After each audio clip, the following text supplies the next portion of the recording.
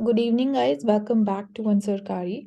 So let's start with our today's discussion. Firstly, we'll be taking up the Hindu and then we'll be taking up Financial Express. So the first news article that is important for the civil services examination is in front of you, and it is talking about the Badri cow breed, which belongs to the state of Uttarakhand. And the news is about using the genetic engineering or the genetic technology to increase the milk production in this breed. So the issue with this variety of cattle is that its milk production capacity is quite less, as it gives 1 to 3 liters of milk a day. So using the genetic technology to improve this milk production is being talked about in this article, and also using different technologies like IVF and ART also.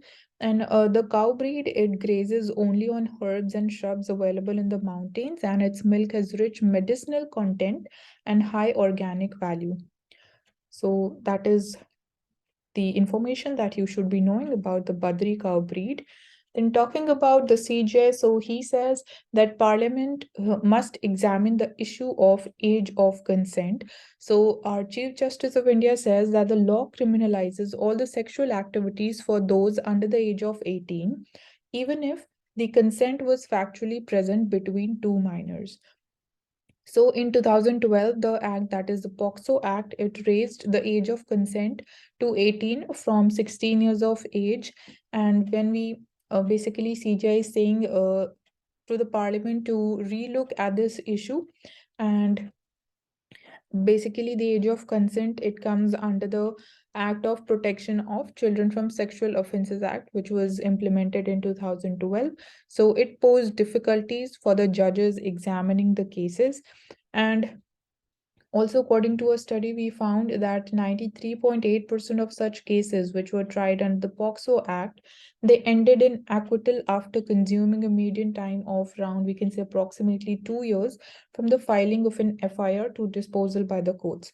So we see that approximately or almost 94% of the cases or the accused were acquitted under such cases. So that is one thing. And CGI is calling for legal reforms in this direction. So, what can be those reforms is POXO Act. Firstly, that should be relooked, and we need to re-examine what can be the possible changes. Then the Indian Penal Code to decriminalize the consensual sexual acts involving adolescents above the age of 16. So this should also be a part of reforms, while also ensuring that those above 16 and below 18, they continue to be protected against the non-consensual acts under the POXO Act. So these are two things which needs to be ensured. Then talking about the Human Rights Day, which is celebrated on 10th of December. So our president addressed the event, so which was hosted by the National Human Rights Commission. So you should be knowing more about this body. And she basically talked about climate change, which is knocking the doors, and people in poorer nations, they are going to pay a heavier price for the degradation of our environment, and we must consider the environmental dimension of justice now. So that is one thing, and we should rather relearn how to treat nature and biodiversity with dignity and respect. And talking about this year's theme, it is dignity, freedom, and justice for all. So this becomes important for PT. You should be knowing about the theme. So talking about the Nobel Peace Prize, it has been awarded to the trio that is from Russia, Ukraine, and Belarus, and they're calling for the fight to continue against the Russian leader Vladimir Putin's criminal invasion of Ukraine. So these are the three personalities which you can see in the picture also. And you should be knowing about what is the current economic situation when we talk about countries like Sri Lanka and Zambia, and what are the reasons behind that such economic state. Talking about the science news, so Nikshay Mitra is a mission which is launched to eliminate TB, that is tuberculosis. So it has been launched by Union Health Ministry, and it was launched in 2018 as a part of the National TB Elimination Program, which provides direct cash incentive and benefit transfer of rupees 500 per month to TB patients on treatment. So you should be knowing about this also. And large scale countrywide health programs such as smallpox and polio eradication, they became a success only through Jan Bhagidari, that is people's participation. So again, we need such a large scale, such a large level of people's participation when we talk about Nikshay Mitra and successfully eliminating TB from our country. So Nikshay Mitras, they are basically volunteers who could be individuals, NGOs, cooperative societies, corporates, and even political parties. So do not get confused if political parties, you see that in the statement. So even political parties can be Nikshay Mitras, and they'll be basically ensuring, adopting, and taking care of the TB patients. All right, so let's move to the next topic. So talking about anemia in men. Whenever we are talking about anemia, we specifically talk about the woman population, the female population, but we do not pay much attention when it comes to men. So according to a study by the Lancet Global Health, it highlighted that 3 in 10 rural men, they suffer from anemia. And basically it is saying that we are not sure about whether it is because of iron deficiency or not. So we are not clear about the reason behind that. So talking about a fact, so when hemoglobin concentration it is less than 13 in men, we basically they come under the category of anemia, and we treat them as anemic. And iron deficiency is one of the main causes of anemia, we know that, particularly in women.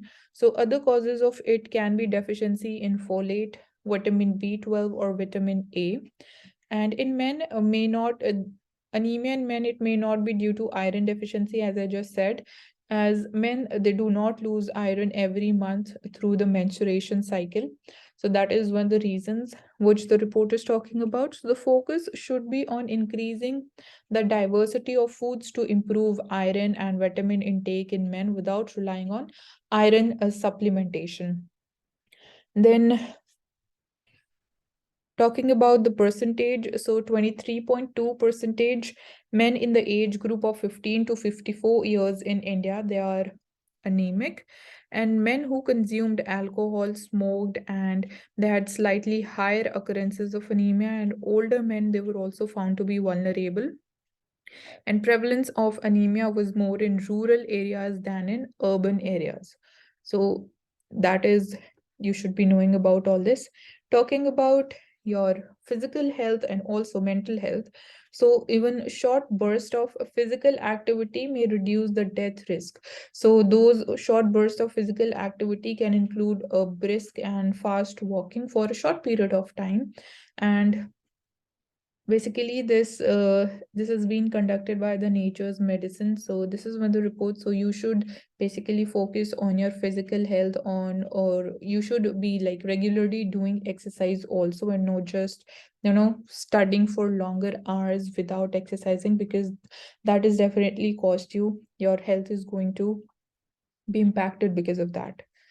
Then talking about hornbills. So the logo for India's upcoming G20 presidency, it was officially unveiled recently at the Hornbill Festival, which is celebrated in the state of Nagaland. So this is first fact which you should be knowing.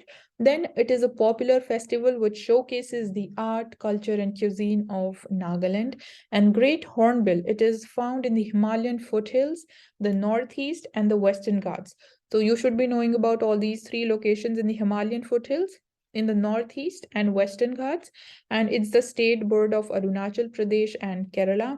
Hornbill Festival is celebrated in the state of Nagaland, and there are several species of hornbills which are found in India. So the red hornbill, the brown hornbill, and there are like rufous-necked hornbill. They are slightly smaller and they are only found in the Northeast India.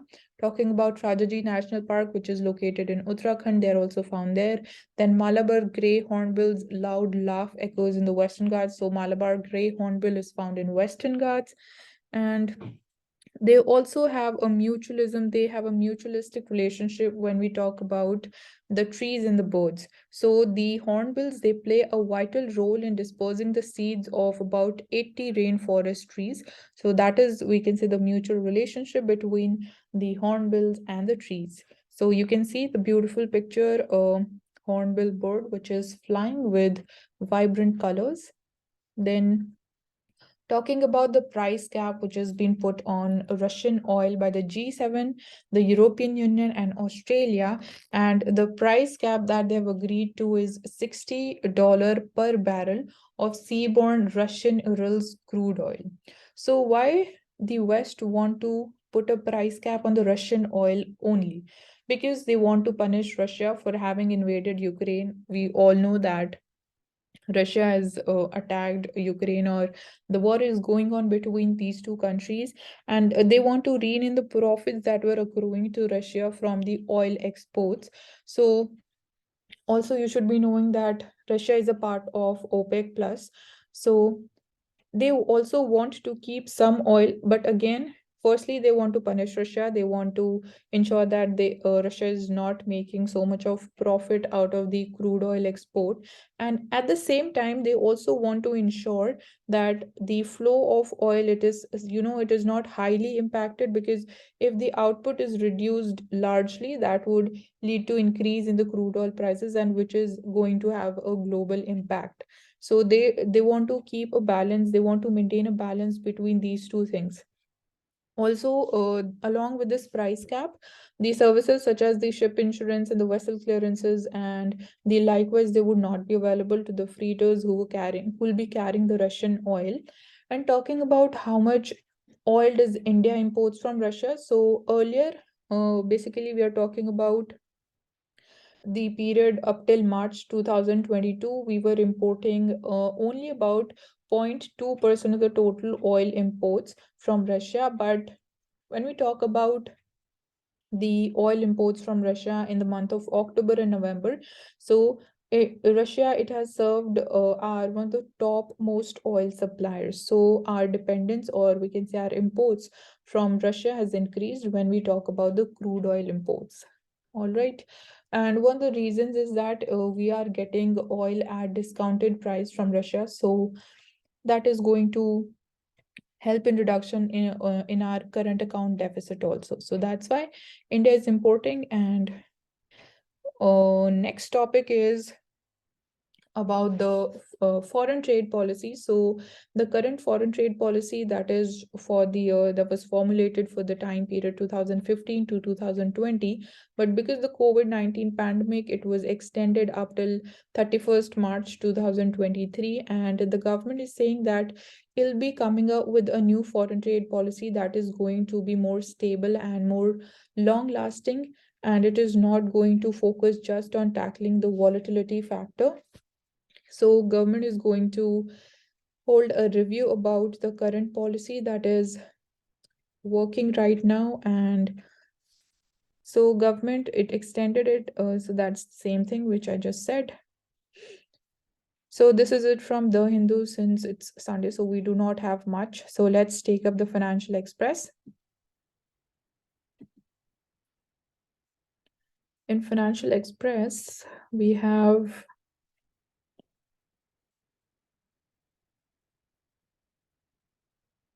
okay, so do we need a climate-friendly diet? Given the climate change, it is impacting our health, internal health. However, we are not realizing it. But it is, we can say, slowly and steadily, it is having an impact. And when we see the symptoms, or when we are, once we get infected with a disease because of climate change, we then we are, we can say, taking care of our health and our food habits. But before that happens, we need to ensure that we are taking up the right diet. So climate friendly diet, what is a climate friendly diet? So it includes, by volume, it should be approximately half a plate of vegetables and fruits, and other half would be including primarily whole grains. So whole grains, you can see this yellow portion, this much should be the amount of whole grains in your everyday diet. Then plant protein sources, you should have unsaturated plant oils and optionally modest amounts of animal sources of protein also. So you can change your diet accordingly, ensuring that you are having a climate friendly diet. So you can take out something from this. And what is collagen? So collagen, it is the most abundant protein in the body that is called collagen, and its fiber like structure is used in the formation of connective tissues in our body. It aids in the development of tissues that are strong and resilient enough to withstand stretching. Sorry, then talking about its functions, so it aids in the growth of new cells. It plays a role in the replacement of the dead skin cells. Thirdly, it gives organs a protective covering. Fourthly, giving our skin structure, strength, and elasticity. Fifthly, aiding in the clotting of our blood. So these are the benefits, and our body produces less of it as we age and from time. And aside from the time factor, there are three factors which will reduce collagen in our body. The first one is sunlight, second is smoking, and third is the sugar intake. So you should be knowing about this, a general information, and you definitely it can be asked like what is collagen and what is its role in our body. So it's a kind of a protein. And this is, I can say, one of the most important news article as far as today's newspaper is concerned. So talking about India's energy transition and the targets that we have set for ourselves, this article, it includes what are the views of our Union Minister for Power, New and Renewable Energy, R.K. Singh Sir, on meeting our global targets for climate action. Secondly, streamlining the power distribution. And thirdly, efficient harnessing of renewable energy. So you can go through this entire article. I will just cover this up the entire screen. So we'll be just going through the highlighted portion. And the International Energy Agency is called India's almost last mile electrification, the largest expansion of access within 1000 days only. Then India is a power surplus country, and we are also exporting the surplus power to our neighboring countries like Nepal and Bangladesh. So you should be knowing this, that we are a power surplus country. And talking about what the challenges in the power in the energy sector. So the first one is ensuring unified markets. Secondly, ensuring no power plant remains idle. Thirdly, prioritizing clearance of power debts. So you should be knowing about these three main and broad challenges also. Then there are certain facts which can be asked in prelims. So by 2030, it is the target that we had given to ourselves previously. So the target stood at ensuring by 2030 we achieve 40% of our capacity from the non-fossils, but we crossed this target in November 2021 itself, which was 9 years in advance. So now we have given a target of achieving 50% of the capacity from non-fossils by 2030. And today our fossil fuel capacity is at 42% of our total capacity. So 42% of the power, our energy is being generated from fossil fuels, which is, you can say, you can remember it as less than 50% is being generated from fossil fuels. So such type of sentences which are tricky and obviously you're not sure in the prelims examination, so you should be reading these types of news and facts from from this perspective, that whether it is less than 50% was the share, or you don't have to remember the exact number, that is 42%. So you can remember it as that it is less than 50%. Then, talking about India's performance when we compare it with all the countries of G20, we see that India is the only one whose energy transition trajectory is consistent with a 2-degree rise in global temperature. So we are moving ahead as per the timeline, as per our plan, when we talk about achieving our targets in the energy sector, in energy transition. And talking about what is the market-based economic dispatch system. So it is as the name suggests, name is self-explanatory, that it is market-based. It is going to be based on the market forces of demand and supply. So here the procurer, which is the discom company, will state its demand in advance, or if it doesn't want power on certain days, so it is going to announce this thing or tell this thing to the power generator beforehand, and the generating company can then sell the power to the exchange or through a bilateral agreement to anybody who needs it. And no capacity through this will be going to ensure that no capacity will be idle and wasted. And as I said, that it will be on the market. So power exchange, as we have stock market, we buy and sell shares. So that's how we can buy and sell power also. So that is what is the market-based economic dispatch system. So that is all for today, since it is Sunday. So as I said, we have less number of news articles which are important for civil services examinations. And you can find the PDF link in the description box. Also, do not forget to subscribe to our channel, hit the like button, and share the video as much as possible. And thank you for joining. See you tomorrow.